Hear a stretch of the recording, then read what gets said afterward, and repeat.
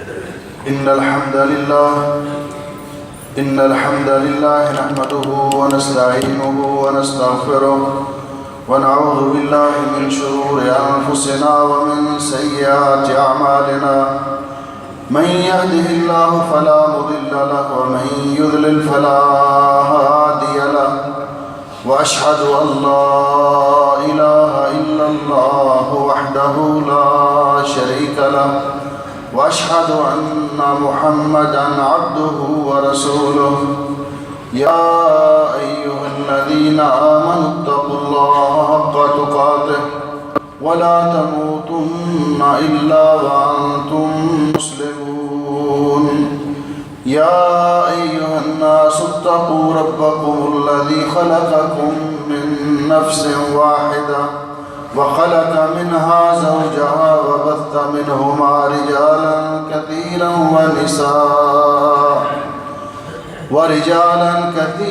ونساء واتقوا الله الذي تساءلون به والأرحام إن الله كان عليكم رقيبا يا أيها الذين آمنوا اتقوا الله وقولوا قولا سديدا يصلح لكم أعمالكم ويغفر لكم ذنوبكم ومن يطع الله ورسوله فقد فاز فوزا عظيما اللهم صل على محمد وعلى آل محمد كما صليت على إبراهيم وعلى آل إبراهيم إنك حميد مجيد اللهم بارك على محمد وعلى آل محمد كما باركت على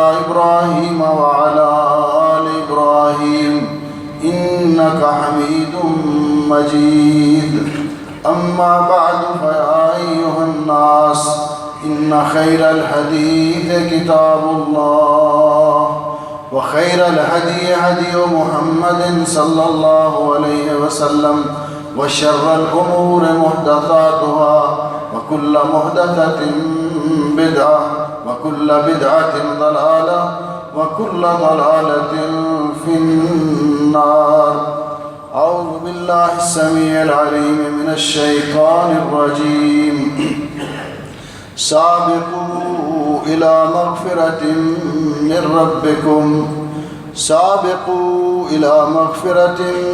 ربكم وجنة عرضها كعرض السماء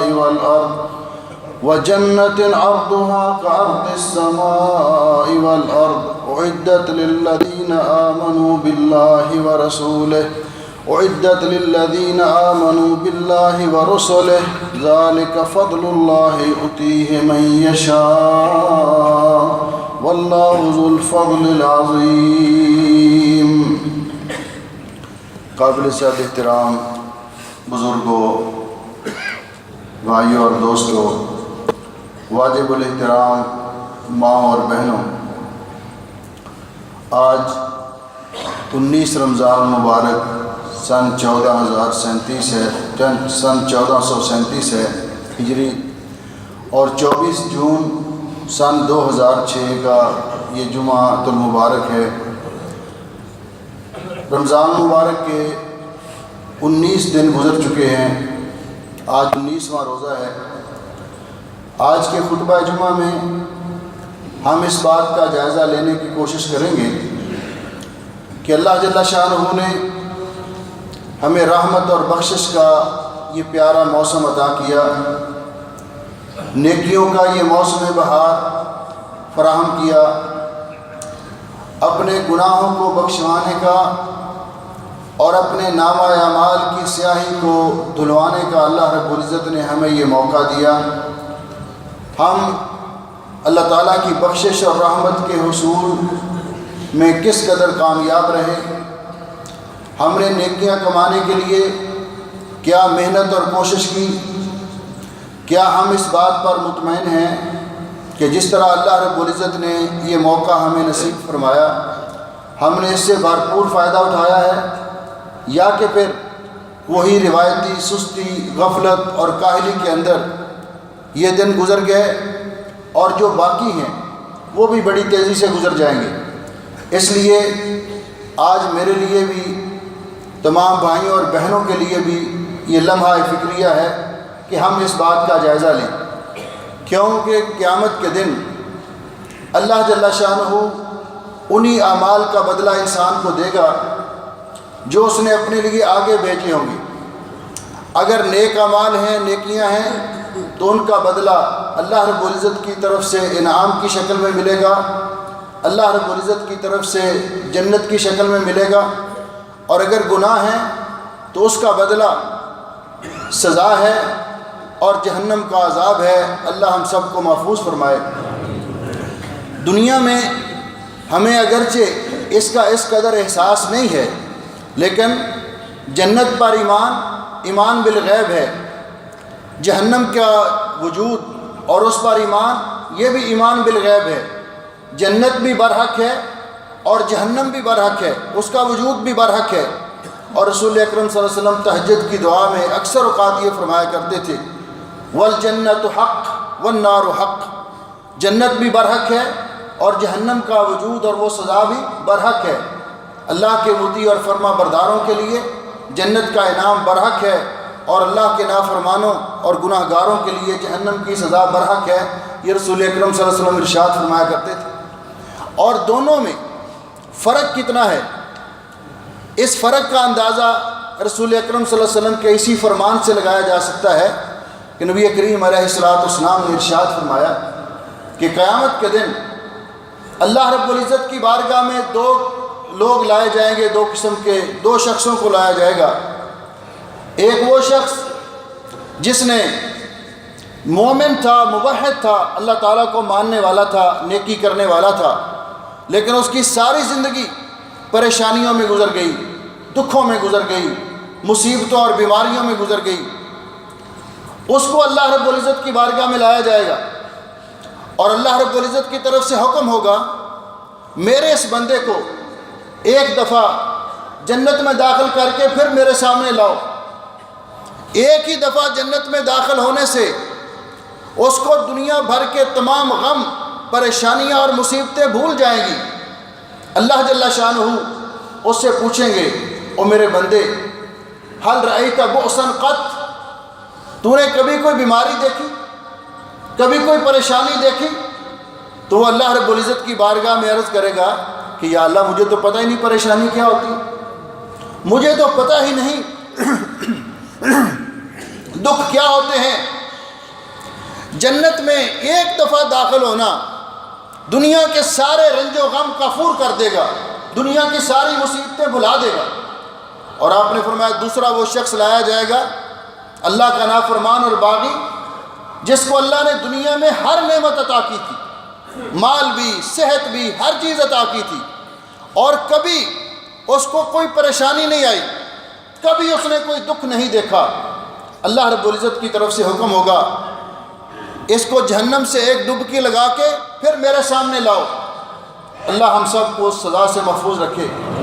جب اس کو اللہ رب العزت کے سامنے لایا جائے گا تو اللہ رب العزت اس سے پوچھیں گے، او میرے بندے، حل رأیت نعیما قط، کبھی نعمت بھی دیکھی ہے؟ وہ کہے گا، یا اللہ، میری تو زندگی ساری دکھوں پریشانیوں میں گزر گئی، میں نے تو کبھی نعمت دیکھی نہیں، مجھے تو پتہ ہی نہیں نعمت کیا ہوتی ہے، آسائش و آرام کیا ہوتا ہے۔ یعنی جہنم کی ایک ڈبکی، اللہ ہم سب کو محفوظ فرمائے، ایک غوطہ ساری زندگی کے عیش و آرام ان کو کافور کر دے گا، اور اس کا نشہ ہرن ہو جائے گا، انسان سے بھول جائے گا انسان۔ اس لیے آج وقت ہے کہ ہم اس بات کا فکر کریں۔ گرمی کی تمازت آپ دیکھ رہے ہیں، یہ موسم کی حرارت، شدت کی گرمی، اور اس کا احساس ہو رہا ہے کہ ٹمپریچر جب 55 یا اس سے بھی اوپر چلا جاتا ہے تو کیا کیفیت ہوتی ہے۔ یہ گرمی ہم سے برداشت نہیں ہوتی۔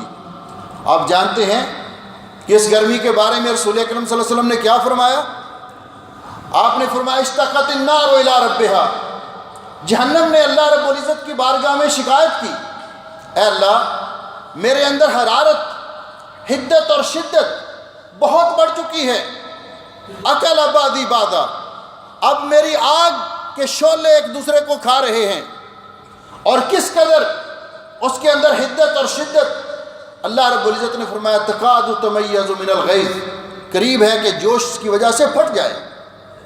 فاذن لها بنفسین، تو اللہ تعالیٰ نے اس کو 2 سانسیں لینے کی اجازت دی، نفس فی الصیف و نفس فی الشتاء، ایک گرمیوں کے موسم میں سانس وہ اپنی بھاپ چھوڑتی ہے، اور ایک سردیوں کے موسم میں۔ آپ نے فرمایا فإن شدۃ الحر من فیح جہنم، یہ جب انتہا کی گرمی دنیا میں ہوتی ہے تو یہ جہنم کی سانس لینے کی وجہ سے ہوتی ہے۔ جس کی سانس لینے کی وجہ سے اس قدر حرارت اور گرمی ہے، اس کے اندر جو شدت ہے اس کا کیا عالم ہوگا۔ اس لیے ہمارے سامنے یہ مثالیں ہیں دنیا میں، قبر کی گرمی ہمارے سامنے ہے، ہم جانتے ہیں کھلا مکان ہے، تھوڑی دیر کے لیے بجلی چلی جائے، لائٹ چلی جائے تو کتنی پریشانی ہوتی ہے۔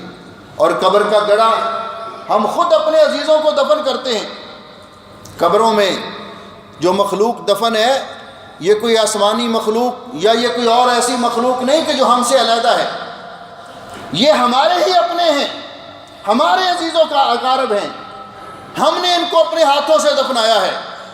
اسی لیے تو رسول اکرم صلی اللہ علیہ وسلم نے فرمایا کہ قبرستان جایا کرو اور وہاں جا کر آپ کو اپنی موت یاد آئے گی، تمہیں موت یاد آئے گی۔ قبرستان کی زیارت کے لیے جاؤ، فإنها تذکر الآخرہ، اس لیے کہ اس سے آخرت یاد آتی ہے انسان کو۔ انسان غور کرتا ہے قبرستان کے اندر کھڑا ہو کر اور سوچتا ہے یہ قبریں کن کی ہیں۔ اے قبر ہے تیرے والد دی، اے قبر ہے تیرے والد دی، اور تیری تیری ماں دیے، جڑی لاڑ لڈاندی ٹر گئی ہے، جڑ سک گئی ٹھنڈی چھاں دیے، او پتر تیرا دبیائی نت جس دی یاد ستاندی ہے، او پتر تیرا دبیائی نت جس دی یاد ستاندی ہے، اے اپنے ہی بہنا بھائیاں تھیں آبادی قبرستان دیے۔ یہ ہمارے ہی اپنے عزیز تھے۔ اور آپ ذرا عمر رفتہ کی طرف نگاہ ڈال کے دیکھیں، جتنی زندگی ہماری گزر چکی ہے، ہم اپنے ہاتھوں سے اپنے کتنے عزیزوں کو دفنا چکے ہیں، قبر میں اتار چکے ہیں۔ ہمیں پتہ چل جائے گا تو پھر ہمارے سامنے بھی قبر ہو، حشر ہو، قبر ہے یا حشر ہے، محشر ہو کہ غم ہو، یہ ہیں وہ مرحلے جن سے کہیں فرار نہیں۔ موت ہو، قبر ہو، محشر ہو کہ غم ہو، یہ ہیں وہ لمحے جن سے کہیں فرار نہیں۔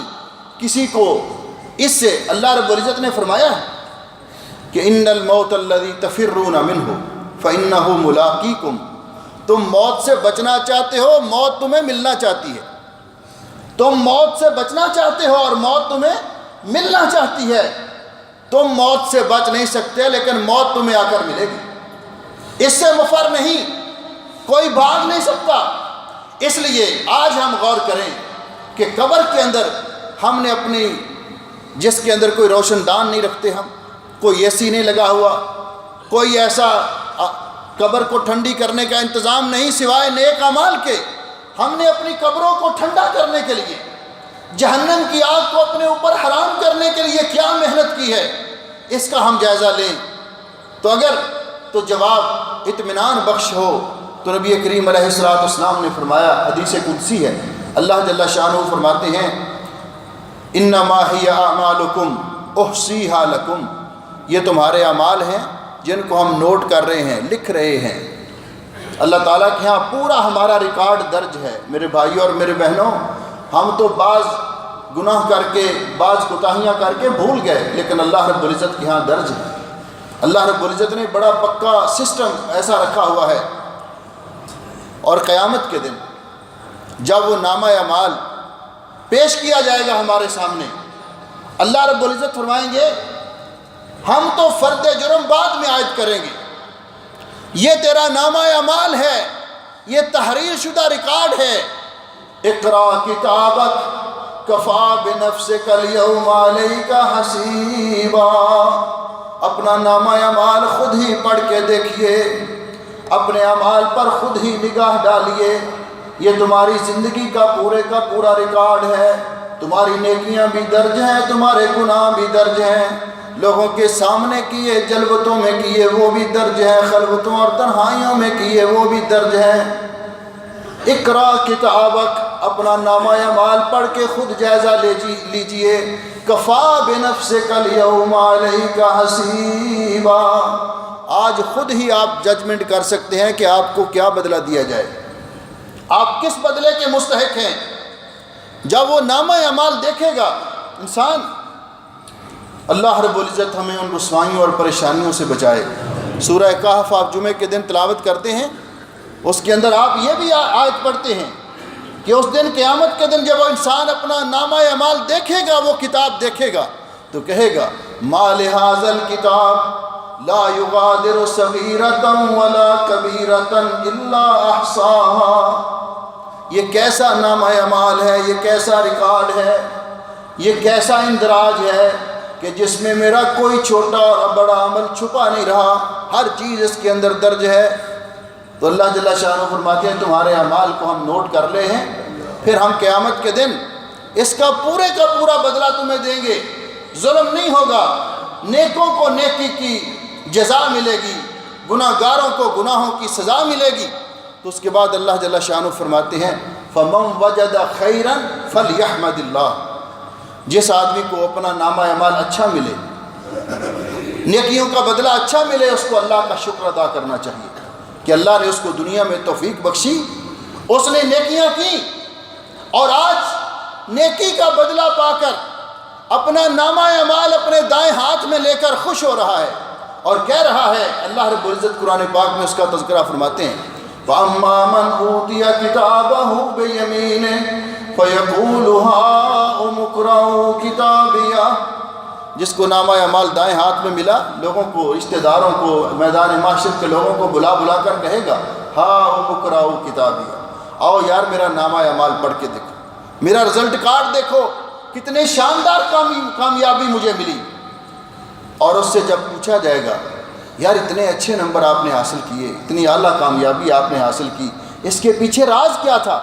تو وہ بتائے گا انی ظننت انی ملاق حسابیہ، مجھے یقین تھا کہ میرا حساب ہونے والا ہے، میرے رب نے مجھ سے میری زندگی کا حساب لینا ہے، اسی لیے اس کے پیش نظر میں نے تیاری کی تھی۔ اور اللہ رب العزت فرماتے ہیں وَمَنْ وَجَدَ غَيْرَ ذَلِكَ، جس کے اعمال کا بدلہ اس کو اچھا نہ ملے، وہ ناکام ہو جائے میدان محشر میں، فَلَا يَلُومَنَّ إِلَّا نَفْسَهُ، وہ کسی کو ملامت نہ کرے، وہ اپنے آپ کو ملامت کرے۔ اللہ نے جس طرح اس شخص کو صحت دی تھی، جوانی دی تھی، نعمتوں سے نوازا تھا، جس نے نیکی کی، اللہ کی اطاعت اور فرما برداری کی اور آج کامیاب ہوا، اسی طرح اللہ رب العزت نے اس کو بھی صحت دی تھی، زندگی دی تھی، جوانی دی تھی، نعمتوں سے نوازا تھا، رزق دیا تھا، اولاد دی تھی، مال دیا تھا، لیکن اس بدبخت نے اپنا وقت ضائع کر دیا، دنیا میں اپنی آخرت کے لیے کچھ نہیں بنایا، وقت ضائع کیا۔ آج یہ دوسروں کو ملامت نہ کرے، اپنے آپ کو ملامت کرے، یہ اپنی ناکامیوں کا خود ذمہ دار ہے، یہ اپنی نامرادیوں کا خود ذمہ دار ہے۔ اس لیے میرے بھائیوں اور میری بہنوں، ہمیں اس بات پہ غور کرنا چاہیے اور آج اس بات کا جائزہ لینا چاہیے۔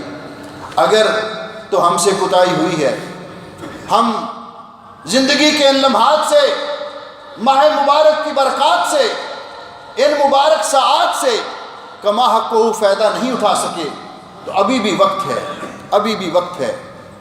اللہ جل شانہ کی طرف سے ندا آتی ہے اپنے بندوں کے لیے، یا عبادی الذین اسرفوا علی انفسہم لا تقنطوا من رحمت اللہ، اے وہ میرے بندو جنہوں نے اپنی جانوں پہ ظلم کر لیا، جن سے کوتاہی ہوئی، سستی ہوئی، بہت بڑے جرائم کر بیٹھے، اللہ کی رحمت سے مایوس نہ ہو۔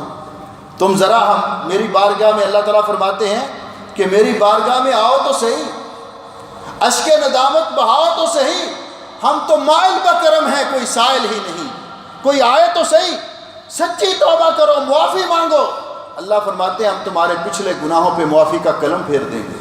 مایوس نہیں ہونا اللہ کی رحمت سے۔ لیکن ایک دوسری قوت بھی ہے جس کی منشا ہے کہ جس طرح وہ راندہ درگاہ قرار ہوا، اللہ کی بارگاہ میں مردود قرار پایا، اسی طرح بہت سارے اللہ کے بندوں کو اپنے ساتھ جہنم میں لے کر جائے۔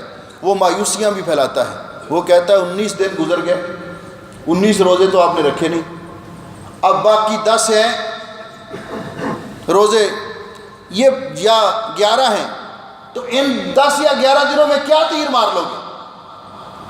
اگر رکھ بھی لو، فرض کرو 10 یا 11 روزے، تو پچھلے 19 کا کیا بنے گا؟ چھوڑو، جہاں وہ گزر گیا یہ بھی جانے دو، دیکھا جائے گا۔ وہ اس طرح انسان کو مایوس کرتا ہے اور انسان پھر اور لمبا لیٹ جاتا ہے۔ لیکن اللہ رب العزت فرماتے ہیں میری رحمت سے مایوس نہیں ہونا۔ اللہ کی رحمت کس طرح امڑ امڑ کے آ رہی ہے؟ آخری عشرہ شروع ہو رہا ہے، اور آخری عشرے کے اندر پیارے نبی حضرت محمد رسول اللہ صلی اللہ علیہ وسلم کا طرز عمل کیا تھا اور ہمارا طرز عمل کیا ہوتا ہے؟ نبی کریم علیہ السلام کے طرز عمل کے بارے میں ام المومنین عائشہ صدیقہ طیبہ طاہرہ، میری اور تمام مسلمانوں کی ماں، فرماتی ہیں نبی پاک صلی اللہ علیہ وسلم کا آخری عشرے میں طرز عمل یہ ہوتا تھا، عن عائشہ رضی اللہ تعالیٰ عنہ کان رسول اللہ صلی اللہ علیہ وسلم یجتہد فی رمضان ما لا یجتہد فی غیرہ، کہ رمضان کے آخری عشرے میں جس قدر محنت کرتے باقی تمام ایام سے بڑھ کر محنت کرتے، عبادت میں محنت اور کوشش کرتے، کس طرح عبادت میں محنت کرتے اور عبادت کرتے۔ اما عائشہ رضی اللہ تعالیٰ عنہ دوسری حدیث میں فرماتی ہیں کہ کان اذا دخل العشر الاواخر، نبی پاک صلی اللہ علیہ وسلم کا یہ طرز عمل تھا کہ جب آخری عشرہ شروع ہو جاتا تو آپ شد میزرہ، عبادت کے لیے اپنے آپ کو کمر بستہ کر لیتے، احیا لیلہ، ساری رات جاگ کر اللہ کی عبادت کرتے، وَأَيْقَظَ أَهْلَهُ، اور اپنے گھر والوں کو بھی جگاتے کہ یہ راتیں ضائع کرنے والی نہیں، یہ راتیں بڑی غنیمت راتیں ہیں۔ اور اس بات پر علماء کا اتفاق ہے کہ جس طرح سال کے سارے دنوں میں ذوالحج کے ابتدائی 10 دن عشرہ ذوالحج افضل ہے، اسی طرح سال کی تمام راتوں میں رمضان کی آخری 10 راتیں افضل ہیں، ان کی عبادت کرنا۔ اور نبی کریم علیہ السلام نے فرمایا کہ انہی راتوں کے اندر جاگ کر اللہ کی عبادت کی جائے، اور اللہ کی عبادت کے ساتھ ساتھ آپ نے فرمایا تحروا لیلۃ القدر فی العشر الاواخر من رمضان، مسلم شریف کی روایت ہے، حضرت عبداللہ ابن عمر رضی اللہ تعالیٰ عنہ روایت کرتے ہیں کہ نبی علیہ السلام نے فرمایا کہ رمضان کے آخری عشرے میں لیلۃ القدر کو تلاش کرو، رمضان کے آخری عشرے میں لیلۃ القدر کو تلاش کرو۔ اور ام المومنین عائشہ رضی اللہ تعالیٰ عنہ فرماتی ہیں کہ نبی علیہ السلام نے آخری عشرے کی بھی تحدید کر دی، فرمایا تحروا لیلۃ القدر فی الوتر من العشر الاواخر، آخری عشرے کی طاق راتوں میں لیلۃ القدر کو تلاش کرو۔ یعنی لیلۃ القدر بدل بدل کے آتی ہے، فکس نہیں ہے کسی ایک رات میں، اسی لیے نبی علیہ السلام نے فرمایا 5 راتوں کا ذکر کیا کہ 5 راتوں میں لیلۃ القدر کو تلاش کرو، ان میں کسی نہ کسی میں ضرور ہوگی 21 کی رات، 23 کی رات، 25 کی رات، 27 کی رات اور 29 کی رات، ان 5 راتوں میں۔ یہ رات اتنی مبارک رات ہے، اللہ جل شانہ نے اس رات کے بارے میں فرمایا کہ لیلۃ القدر خیر من الف شہر، اس اکیلی رات کی عبادت 1000 مہینے کی عبادت سے بہتر ہے۔ ہمارے سامنے یہ آخری 10 دن رمضان کے آ رہے ہیں، آخری راتیں آ رہی ہیں، آخری عشرہ آ رہا ہے، اس میں ہمیں ابھی سے اپنے آپ کو ذہنی طور پر تیار کرنا چاہیے۔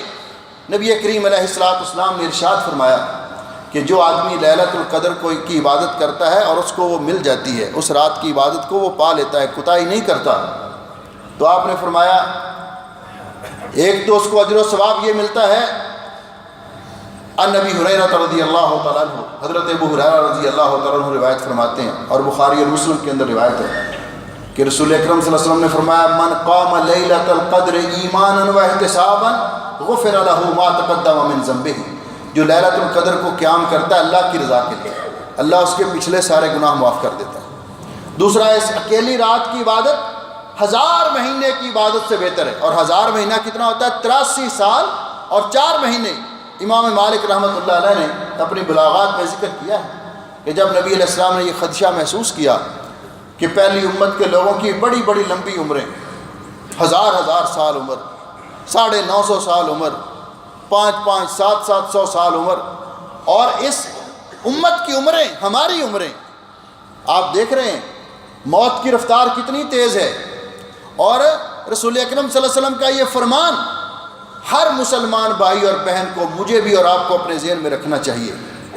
آپ نے فرمایا اعمار امتی ما بین 60 الی 70، میری امت کے لوگوں کی عمریں، اوسط عمریں 60 سے 70 سال تک، وقل من یجوز ذلک، بہت کم ہے جو اس سے آگے بڑھتے ہیں، کوئی 90 سال تک پہنچ گیا، کوئی 80 سال تک، 90 سال تک، 100 سال تک پہنچ گیا، اوسط عمر 60 سے 70 سال تک، اور اسی میں جا رہے ہیں لوگ دھڑا دھڑ۔ جب آپ نے محسوس کیا کہ میری امت کے لوگوں کی عمریں تو کم ہیں، اور جب عمر کم ہوگی تو اعمال بھی کم ہوں گے، تو آپ کو جب یہ خدشہ، یہ فکر مندی ہوئی، تو اللہ رب العزت نے آپ کو لیلۃ القدر عطا کر دی کہ اگر لوگ محنت اور کوشش کریں تو یہ بھی زیادہ سے زیادہ اعمال کما سکتے ہیں، نیکیاں کما سکتے ہیں۔ اللہ نے آپ کو ایک ایسی رات دے دی ہے، خیر من الف شہر، جس اکیلی رات کی عبادت 1000 مہینے 83 سال اور 4 مہینے کی عبادت سے افضل ہے۔ اس رات میں اللہ رب العزت جہاں اتنا اجر و ثواب عطا کرتے، وہاں اللہ تعالیٰ دعائیں بھی قبول کرتے ہیں۔ اور میرے بھائیوں اور میری بہنوں، ہم لوگ دعاؤں کے بہت محتاج ہیں، ہم اللہ تعالیٰ کی رحمت کے ہر آن محتاج ہیں۔ اللہ سے مانگتا رہے انسان، جتنا زیادہ مانگے اللہ تعالیٰ اتنا ہی خوش ہوتے ہیں، اور جو مانگتے نہیں اللہ ان پہ ناراض ہوتے ہیں۔ وہ مالک نے خود فرماتے ہیں ادعونی استجب لکم، مجھ سے مانگو میں تمہیں عطا کروں، مجھ سے دعا کرو میں تمہاری دعائیں سنوں اور قبول کروں۔ اور دعا کرنا عبادت ہے، دعا کسی غرض کے لیے بھی ہو صرف اور صرف اللہ سے کی جا سکتی ہے۔ اس لیے نبی علیہ الصلوۃ والسلام نے فرمایا اس رات میں دعائیں قبول ہوتی ہیں۔ ام المومنین عائشہ رضی اللہ تعالیٰ عنہ آپ سے پوچھتی ہیں حضرت اگر مجھے یہ رات مل جائے تو میں اللہ سے کیا مانگوں؟ لیلۃ القدر اگر مجھے میسر آ جائے تو میں اللہ سے کیا مانگوں؟ پیارے نبی حضرت محمد الرسول اللہ صلی اللہ علیہ وسلم کی ذات اقدس پہ کروڑوں درود و سلام، رحمت للعالمین نے جو رہنمائی فرمائی، گھر میں فاقے ہیں، فقیرانہ زندگی بسر ہو رہی ہے، یہ نہیں کہا کوئی کاروبار مانگ لیجئے، دولت مانگ لیجئے، جس طرح ہمارے ہاں قصے کہانیاں مشہور ہیں، کہتے ہیں جی ساری رات وہ زمیندار سہاگا جانتے ہیں، وہ زمین کو ہل چلانے کے بعد پلین کرنے والا وہ ہوتا ہے نا، ایک لکڑی کا بنا ہوا، تو کہتے ساری رات وہ بڑا وزنی ہوتا ہے، کافی وزنی ہوتا ہے، میں نے وہ اٹھایا بچپن میں کئی دفعہ، لیکن وہ تو زمیندار ساری رات جی لے کر وہ کھڑا رہا اپنے کندھے پہ، یا اللہ اس کو سونا بنا دے، سونا بنا دے، سونا بنا دے۔ تو جب تھک گیا تو وہ وقت بھی آ چکا تھا، ہم نے سمجھا ہے کہ لیلۃ القدر وہ ایک آنکھ جھپکنے کی مدت ہے، حالانکہ یہ نظریہ بھی غلط ہے۔ نبی علیہ السلام نے فرمایا جو رات لیلۃ القدر کی ہوتی ہے یہ حتی مطلع الفجر، غروب آفتاب سے لے کر طلوع آفتاب تک وہ ساری رات ہوتی ہے، وہ ساری رات ہوتی ہے۔ جب وہ وقت کہتے ہیں قریب آ گیا تھا تو کہنے لگا چل لوہے دا نہیں تو سونے دا ہی بنا دے، سونے دا نہیں تو لوہے دا ہی بنا دے۔ اس نے وہ پھینکا کہ چلو سونے کا نہیں تو لوہے کا بنا دے، تو وہ لوہے کا بن گیا۔ کئی ایسے ہم نے قصے کہانیاں مشہور کی جو بالکل یعنی اس میں ہمارا مطالبہ ہے اور ہماری ایک سوچ فکر ہے وہ ظاہر ہوتی ہے نا، کہ کوئی کہتا ہے کہ میری یہ چیز سونے کی بن جائے، کوئی کہتا ہے میری یہ چیز فلاں چاندی کی بن جائے۔ دنیا یعنی سارے کا سارا مقصد یہ تھا کہ ہمارا منشا کہ جو بھی مانگے اللہ سے دنیا کے لیے مانگیں، لیکن رسول اکرم صلی اللہ علیہ وسلم کی تعلیمات کیا ہیں؟ آپ نے فرمایا عائشہ رضی اللہ تعالیٰ عنہ اگر وہ رات مل جائے تو اللہ سے یہ دعا کرو اللہم انک عفو تحب العفو فاعف عنی، اللہ تو بہت زیادہ معاف کرنے والا ہے، معافی کو پسند کرتا ہے، مجھے معاف کر دے۔ جب اللہ نے معاف کر دیا تو سب کچھ مل گیا، یہ سب سے بڑی کامیابی ہے۔ اس لیے کمپٹیشن اس میں ہونا چاہیے، اس میں نہیں۔ جو اللہ رب العزت نے جو آیات میں نے شروع میں تلاوت کی، اللہ جل شانہ نے فرمایا سابقوا الی مغفرۃ من ربکم وجنۃ ارضها کارض السماء والارض اعدت للذین آمنوا باللہ ورسلہ ذالک فضل اللہ یؤتیہ من یشاء واللہ ذو الفضل العظیم۔ سابقوا، سبقت لے جاؤ، مسابقہ کرو، ایک دوسرے سے آگے بڑھ جاؤ۔ سورہ آل عمران میں فرمایا سارعوا، ایک دوسرے سے جلدی کرو نیکی کمانے میں، جنت کے حصول میں، ایک دوسرے سے آگے بڑھ جاؤ۔ ہمارا کمپٹیشن کیا ہوتا ہے؟ فٹ بال کا میچ ہے، کرکٹ کا میچ ہے، رمضان کے دنوں میں بھی تاک راتوں کے اندر بھی ہمارے ایسے پروگرام چل رہے ہوتے ہیں، یا پھر ہمارا کمپٹیشن ہوتا ہے شاپنگ میں۔ میرے مسلمان بھائی اور میری بہنوں ذرا غور کیجئے، یہ پیاری راتیں بازاروں میں گھوم کر ضائع کرنے والی ہیں۔ یہ آخری عشرہ شروع ہوتا ہے تو مسلمانوں کا یہ ٹرینڈ بنا ہوا ہے، مرد بھی اور عورتیں بھی عید شاپنگ کے لیے نکل کھڑے ہوتے ہیں۔ یہ کیسی عید ہے جو وقت ضائع کر کے حاصل کی گئی؟ یہ کیسی عید ہے جو نیکیوں کا موسم برباد کر کے پھر عید منائی گئی؟ ایسی عید کرنے کا کیا فائدہ؟ یہ دن تو نیکیاں کمانے کے ہیں۔ عید تو ہو جائے گی، پہلے بھی آپ کے پاس لباس بھی ہیں، پہلے بھی سب کچھ آپ کے پاس ہے، صاف ستھرا لباس پہن کے آئیے اللہ کی بارگاہ میں۔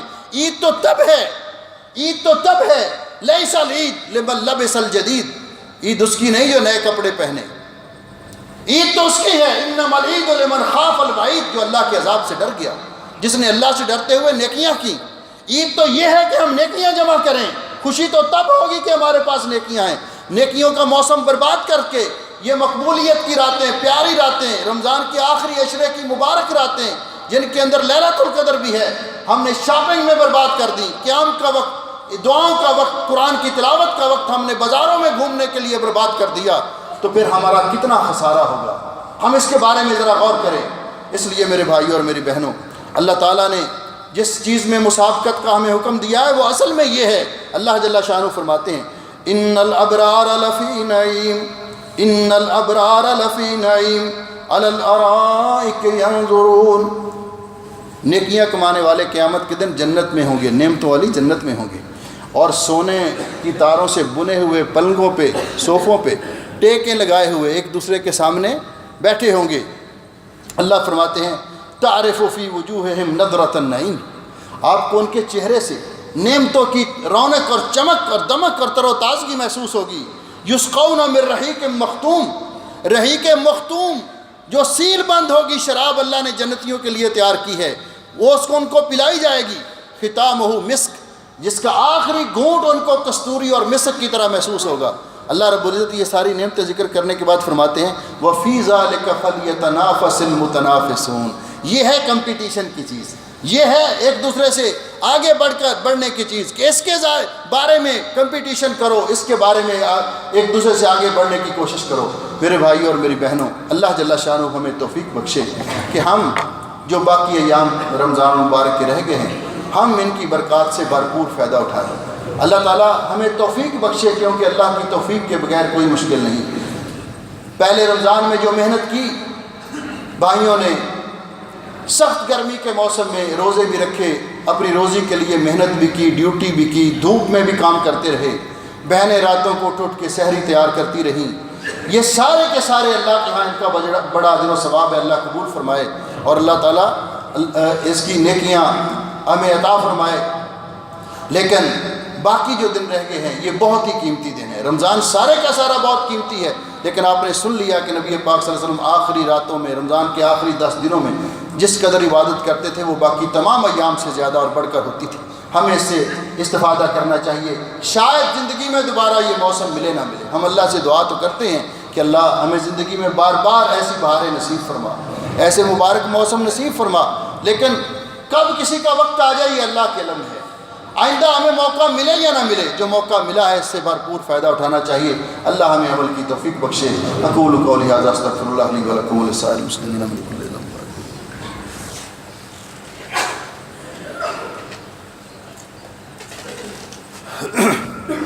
ان الحمد للہ نحمده ونستعینه ونستغفره ونعوذ باللہ من شرور انفسنا ومن سیئات اعمالنا، من يهده الله فلا مضل له ومن يضلل فلا هادي له، اشهد ان لا اله الا الله وحده لا شريك له واشهد ان محمدا عبده ورسوله، اما بعد۔ محترم بھائیو اور بہنوں، رسول اکرم صلی اللہ علیہ وسلم کا ارشاد گرامی ہے ان هذا الشهر قد حضركم، یہ ماہ مبارک تمہارے پاس آ چکا ہے، وفیہ لیلۃ خیر من الف شہر، اس کے اندر ایک رات ہے جو 1000 مہینے سے افضل ہے۔ آپ نے فرمایا من حرمھا فقد حرم الخیر کلہ، جو اس رات کی خیر و برکت سے محروم رہا اس سے بڑا بدقسمت کوئی نہیں۔ اس لیے ولا یحرم خیرھا الا محروم، آپ نے فرمایا کہ اس کی خیر و برکت سے محروم رہنے والا بڑا ہی بدقسمت ہے اور محروم ہے۔ اس لیے اس سے ہمیں فائدہ اٹھانا چاہیے۔ نبی پاک صلی اللہ علیہ وسلم نے لیلۃ القدر کی کچھ علامات بتائی۔ ہمارے ہاں یہ بھی ایک بڑا تصور ہے، اس کی علامات اپنی طرف سے بنائی ہوئی، اس سے دودھ پانی بن جاتا ہے، روشنی پھیل جاتی ہے ایک لمحے کے لیے، ایسے ہوتا ہے ایسے ہوتا ہے۔ ان میں سے کوئی بھی علامت اس کی ثابت نہیں۔ رسول اکرم صلی اللہ علیہ وسلم نے جو اس کی علامت بتائی ہے، حضرت ابن عباس رضی اللہ تعالیٰ عنہ فرماتے ہیں کہ آپ نے فرمایا لیلۃ القدر لیلۃ سمحہ طلقۃ لا حارۃ ولا باردہ تصبح الشمس صبیحتہا ضعیفۃ حمراء۔ لیلۃ القدر بڑی سہانی اور پرسکون رات ہوتی ہے۔ اس رات میں نہ زیادہ گرمی ہوتی ہے نہ زیادہ ٹھنڈک ہوتی ہے، اور ایک روایت میں اس رات میں ستارے نہیں ٹوٹتے۔ اور اس کی علامت یہ بھی ہے کہ اگلے دن اس رات کے بعد جو سورج طلوع ہوتا ہے اس کی شعائیں نہیں ہوتی، یعنی وہ مدھم سی شعائیں ہوتی ہیں جس طرح برسات کے موسم کا سورج طلوع ہوتا ہے۔ اس لیے دوسرا کام اس آخری عشرے میں کرنے کا، جہاں قرآن پاک کی تلاوت کرنا، روزے دار کو روزہ افطار کروانا، صدقہ و خیرات کرنا، اس کی بڑی اہمیت ہے۔ اسی طرح رسول اکرم صلی اللہ علیہ وسلم اس آخری عشرے میں اعتکاف کیا کرتے تھے، اور اعتکاف کرنے والے مسنون اعتکاف 10 روز کا اعتکاف کرنے والے کے لیے سنت یہ ہے کہ 20ویں رمضان کو شام مغرب کے وقت مسجد میں چلا جائے، کیونکہ اعتکاف کے لیے شرط ہے کہ مسلمان ہو، عاقل و بالغ ہو، حد سے اکبر اور اصغر سے اس نے طہارت حاصل کی ہو، نیت کرے دل میں اعتکاف کی، اور مسجد میں اعتکاف کرے۔ مسجد کے بغیر اعتکاف کرنا نبی پاک صلی اللہ علیہ وسلم سے ثابت نہیں ہے۔ تو اس لیے فرمایا اعتکاف کی جگہ میں خیمہ لگانا، پردہ لگانا اور چٹائی بچھانا یہ جائز ہے۔ رسول اکرم صلی اللہ علیہ وسلم جب اعتکاف کیا کرتے تھے تو ایسا کیا کرتے تھے۔ تو رسول اکرم صلی اللہ علیہ وسلم نے جب اعتکاف کرتے تو 20ویں رات وہ وہاں جا کر مسجد میں گزارے، افطاری کرے، رات اللہ کی عبادت کرے، 21 کی فجر کو 21 کی فجر کی نماز پڑھ کر اپنے اعتکاف کی جگہ میں داخل ہو جائے، اور پھر وہاں سے عید کا چاند دیکھ کر نکلے۔ تو یہ 10 روز کا اعتکاف مسنون اعتکاف ہے۔ اس کی فضیلت بیان کرتے ہوئے رسول اکرم صلی اللہ علیہ وسلم نے فرمایا کہ جو شخص اللہ کی رضا کے لیے اعتکاف کرتا ہے، اللہ رب العزت اس کو اتنا اجر و ثواب دیتے ہیں کہ ایک دن کے اعتکاف کی وجہ سے اللہ جل شانہ اس کے اور جہنم کی آگ کے درمیان ایسی 3 خندقیں پیدا کر دیتے ہیں جن کی چوڑائی مشرق اور مغرب کے برابر ہوتی ہے۔ بہت، کیونکہ ان اعتکاف میں انسان خاص کر لیتا ہے، اپنے آپ کو اللہ کی عبادت کے لیے وقف کر دیتا ہے۔ اور جو آدمی معتکف ہو اس کے بارے میں اماں عائشہ رضی اللہ تعالیٰ عنہ فرماتی ہیں سنت المعتکف اللہ یعود مریدن، اعتکاف کرنے والا اللہ کی عبادت کے لیے بیٹھا ہے، اب یہ کسی بیمار کی بیمار پرسی کے لیے نہیں جا سکتا، ولا یشہد جنازہ، نہ کسی کی نماز جنازہ ادا کرنے کے لیے جا سکتا ہے، اللہ کہ کوئی مریض مسجد میں آ جائے تو اس کا حال پوچھ سکتا ہے، نماز جنازہ اگر مسجد میں ہو تو اس میں شامل ہو سکتا ہے۔ ولا یمس امراۃ، اور نہ اپنی اہلیہ کے ساتھ اس دواجی تعلقات یا اس طرح کی کوئی گفتگو کر سکتا ہے۔ ولا یخرج لحاجۃ الا لما لا بد منہ، اور نہ ہی کسی ضرورت کے پیش نظر وہ مسجد سے باہر نکل سکتا ہے سوائے اس کے کہ وہ سخت ضرورت ہو، مثلا غسل کی ضرورت پیش آ گئی، قضاء حاجت کے لیے باہر جانا پڑتا ہے، کھانا لا کر دینے والا نہیں تو ہوٹل سے کھانا لینے کے لیے بھی جا سکتا ہے، اور اس کے علاوہ کوئی دنیاوی بات نہ کرے، اپنے آپ کو اعتکاف کے لیے اور اس عبادت کے لیے خاص کر لے، تو اس کا اللہ نے بڑا اجر و ثواب رکھا ہے۔ اسی طرح میرے بھائی اور میری بہنوں، اللہ جل شانہ کا ہم پر یہ بھی بڑا فضل و احسان ہے کہ اللہ تعالیٰ کو پتہ ہے کہ میرے بندوں کے اندر کمیاں اور کوتاہیاں ہیں، تو اللہ تعالیٰ نے روزے میں ہونے والی ہماری کمیوں اور کوتاہیوں کو پورا کرنے کے لیے اور مسکینوں اور فقیروں کی عید کا انتظام کرنے کے لیے ہم پہ صدقۃ الفطر فرض کیا ہے، صدقۃ الفطر فرض کیا ہے، جیسے کہ حضرت عبداللہ ابن عمر رضی اللہ تعالیٰ عنہما سے روایت ہے کہ نبی کریم علیہ السلام نے فرض زکوٰۃ الفطر من رمضان علی کل نفس من المسلمین حر او عبد او رجل او امرأۃ صغیر او کبیر، ہر چھوٹے بڑے گھر کے افراد جو ہیں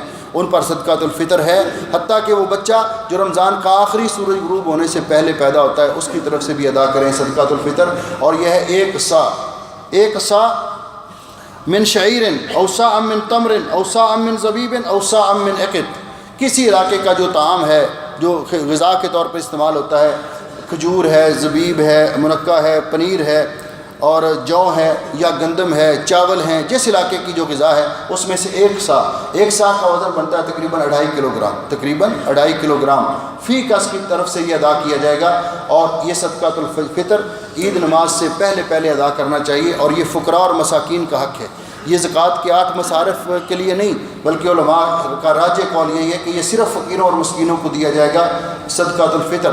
ایک سا جنس ادا کرنا افضل ہے، جنس ادا کرنا افضل ہے۔ اگر جنس بھیجنا مشکل ہو تو آپ وہاں پیسے بھیج دیں، وہ جنس خرید کر دے دیں، اور اس کا جو حساب ہے 1 دینار فی کس، کویت میں 1 دینار فی کس۔ تو نبی علیہ السلام نے فرمایا صدقۃ الفطر عید الفطر کی نماز سے پہلے ادا کرنا لازمی ہے۔ من اداها قبل الزکوٰۃ فہی زکوٰۃ قبل الصلاۃ، من اداها قبل الصلاۃ فہی زکوٰۃ مقبولہ۔